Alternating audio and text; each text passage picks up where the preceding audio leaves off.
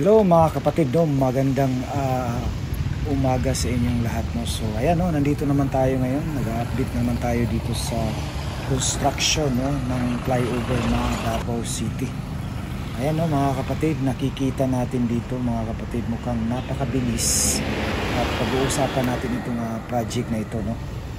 Napakabilis at makikita natin yung kanilang development ng trabaho.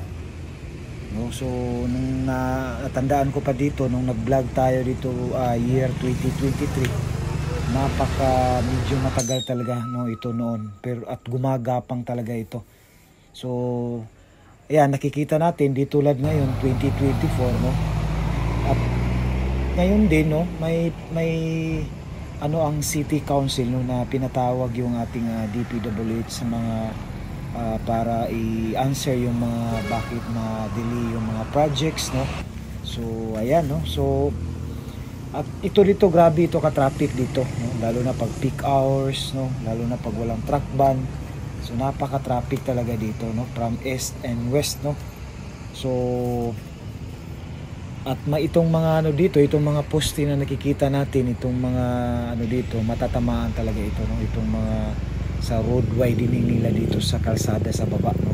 So maraming mga matatamaan dito ng mga at saka itong kuryente, no, last vlog natin bali sinimulan na ito ng Davao Light, pero kaya nga pag dito na portion, pag nag-launching sila ng girder, talagang delikado yan, no, pag malapit yan sa crane, no, talagang napakadelikado, no, pag mag-launching sila ng girder. So dito naman sa center, kikita natin, no, mga kapatid, dalawa na lang na pier ang pupormahan nila, na lalagyan nila ng yung pier cap, no, column para sa sasandalan ng girder. So dalawa na lang dito sa corner, S direction, no, and dito nakikita natin ito yung magtuod, no, dito na area.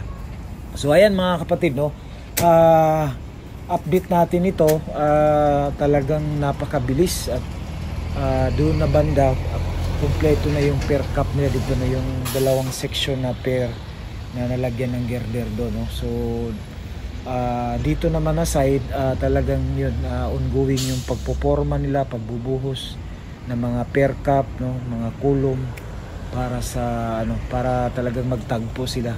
At saka yung pinaka last dyan na pier, poste dyan sa gitna corner, no, sunod yan may isa. So dalawa na lang. So hopefully this month, no, pagbalik natin dito, pag-update natin, makikita na natin itong dalawang poste na may may forma na, no, malagyan na ng kasi napakabilis ng trabaho nila dito. So after that, talagang tuloy-tuloy na yan. So hanggang dito na lang tayo mga kapatid, no? Hanggang susunod muli.